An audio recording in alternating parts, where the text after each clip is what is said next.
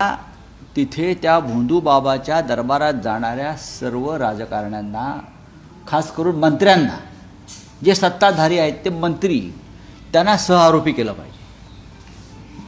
बाकी इतर सोडून द्या, सामान्य जनता किंवा इतर.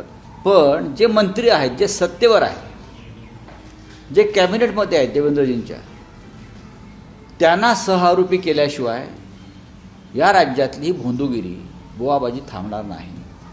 हे जे काय आता सांगतायत मंत्री किंवा इतर लोक की हे अशोक खरात काय प्रकरण होतं आम्हाला माहीत नव्हतं, ही जी आता पळवाट काढतायत ते पूर्णपणे चुकीचे आहे. या प्रकारचा त्यांच्यावर पहिला गुन्हा 2003 साली दाखल झालेला आहे.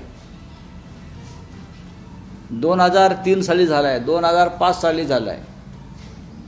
नाशिकमधल्या एका वृत्तपत्रामध्ये, सकाळमध्ये बहुतेक, खरातच्या ह्या कारनाम्यांविषयी एक लेखमाला प्रसिद्ध झाली.